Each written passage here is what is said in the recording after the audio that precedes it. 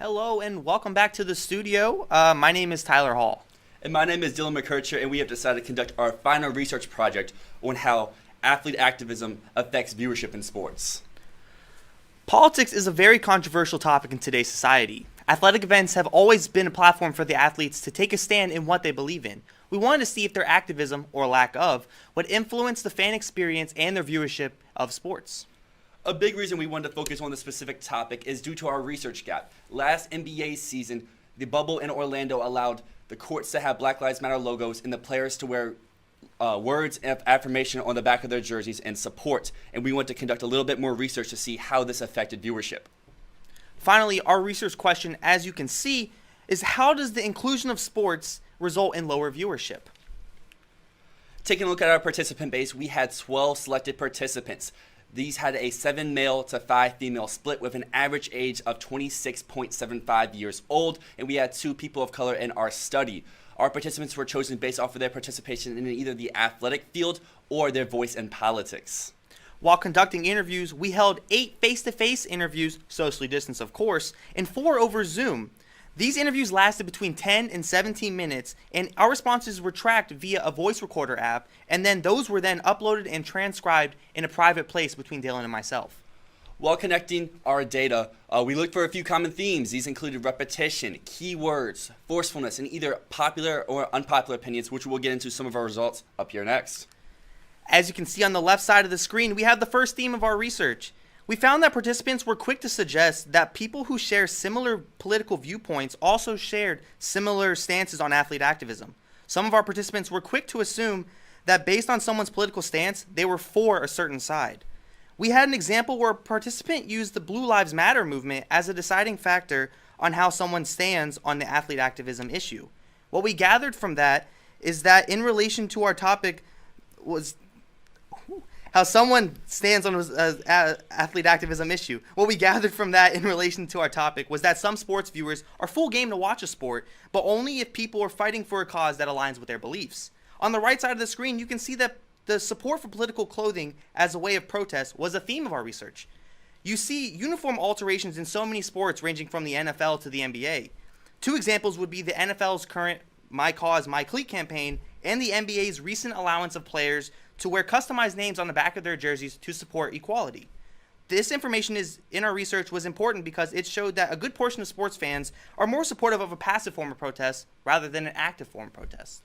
Moving on into our third result that we have naysayers oppose on the field protests. This one was really big because we had some participants that had very strong opinions for this. This included participant number 9 who felt like they paid a lot of money to go to these events and the players make enough money for the protests not to occur during the game. They were fine if it was pregame during their pregame conferences or postgame during the same thing.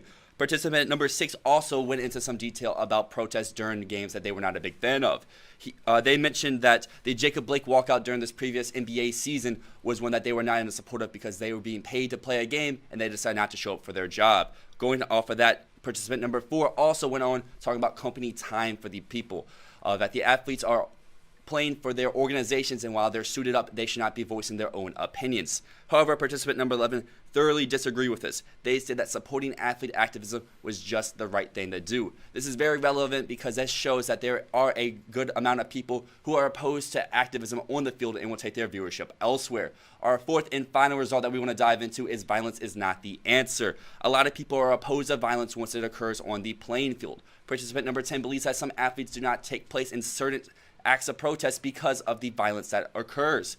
And violence is a big no-go for a lot of people, therefore it takes them out of support.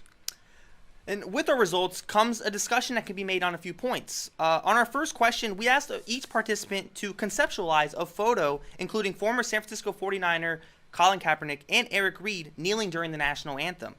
The results of the question would prompt very great discussion points amongst one another, and there were so many different opinions of the photo and the act at hand. Another interesting finding that we had was for participant number 12. They flat out just said that they did not know enough about athlete activism to give honest answers. They asked for a definition, and then after hearing the definition, they stated that they would love to learn more about to become more informed. And also, a big takeaway from our research was the majority of participants who also supported a more passive rather than active form of protest. One might think that this is counteracting their support because passive protesting, to most, does do very little in comparison to active. The reasons behind why people do and do not watch sports based on politics is interesting to think about, and discussions that could come from that could be very insightful. And some limitations to our research would be the IRB certification delay impacting our interview process. Other limitations include the lack of access to a more diverse demographic of students, both racially speaking and the age ranges playing a role as well. Finally, COVID-19 played a big role in access to people, with Zoom helping a lot with the interview process. Now diving into our future research, one thing that we really want to focus on is small groups. Participant number 10 went into detail about how this is something they would love to see, and we agreed. This allows for a conversation to spark between the people with opposing views, and both sides can interact similar to the YouTube channel Jubilee that does a great job at this. Then we would love to compare sports. While we had some individuals specifically mention the NFL or the NBA, getting the likes of the MLB, the NHL, and some overseas sports would add a lot of more detail to our subject. And lastly, we'd love to have a wider participant base. While we had 12 participants that all gave some great detail, we had a 7 male to 5 female split. We'd love to see some more diversity in our individuals, and our average age was only 26 and 3/4 years old, so we'd like to see if our results differ if you go older or if you go younger.